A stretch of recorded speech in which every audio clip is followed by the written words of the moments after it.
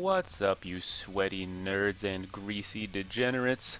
Kafka is arriving in Honkai Star Rail in roughly 1 week from now. The golden hour is almost upon us, so I thought it would be a really great time to talk about some of Kafka's usefulness that she's going to have in several different parts of the game, such as Memory of Chaos, Forgotten Hall, and Simulated Universe. So let's talk about it. First of all, I thought we should talk about Simulated Universe because Kafka is going to absolutely dominate you and every other simp, and Kafka is going to absolutely dominate Simulated Universe. She's going to be queen of Simulated Universe because she's going to absolutely obliterate enemies through the Nihility path.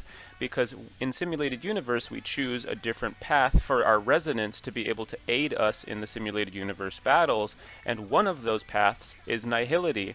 She's going to be a Nihility-based character, and she's going to want to have Nihility-based characters on her team that are applying DOTs.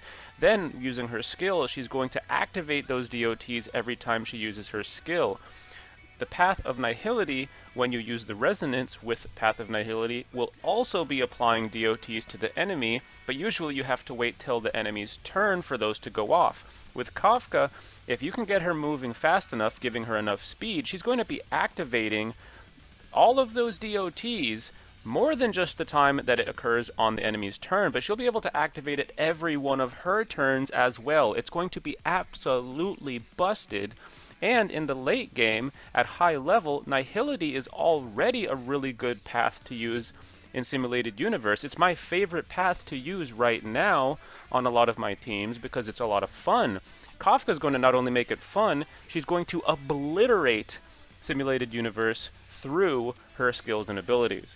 And for those of you who don't already use the Nihility path in Simulated Universe but are pulling for Kafka and are considering using the Path of Nihility for the Simulated Universe, I have a little bit of a recommendation for you.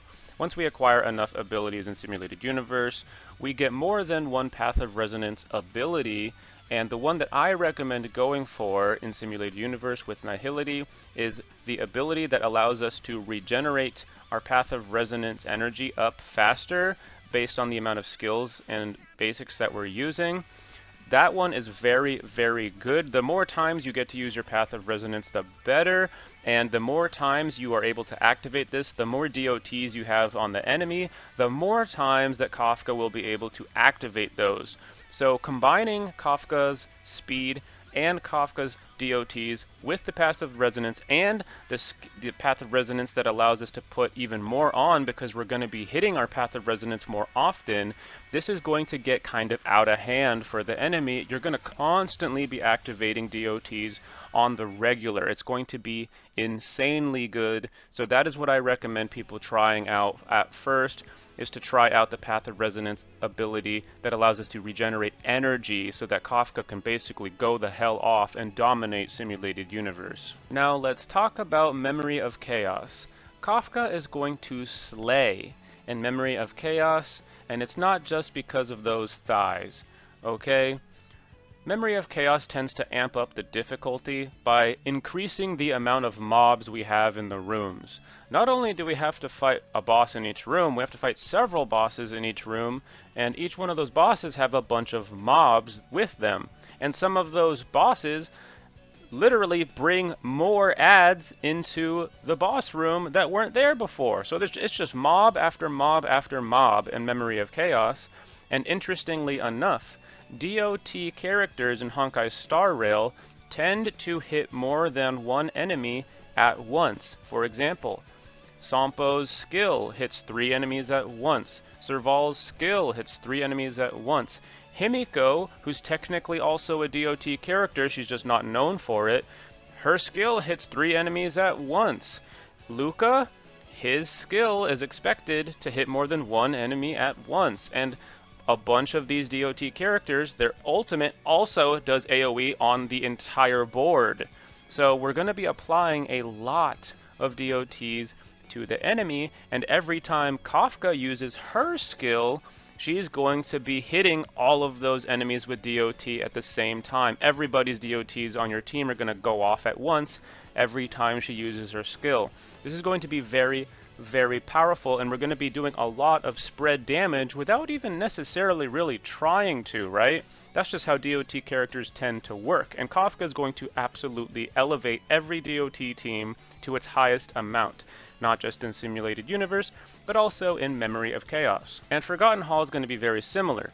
So, Forgotten Hall and Memory of Chaos, they're in the same game mode, they're like right next to each other. Sure, Memory of Chaos has more bosses per stage, but Forgotten Hall, each of those bosses have a bunch of mobs with them as well, and they're also high level. We're talking about like level 80 and 85 plus enemies, and Kafka's still going to do well against them. Just something to think about when you're going in Forgotten Hall and Memory of Chaos with a Kafka team is if your team doesn't have high enough defenses, you may want to consider having a tank and a healer on your team with Kafka in case you need it.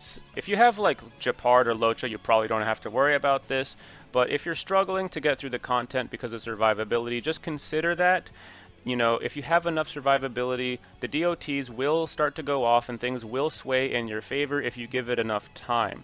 It's not like with a DPS team where they get in there and they just DPS through very quickly. A DOT team does take slightly longer to get going, so just consider that if you're struggling in any of those game modes.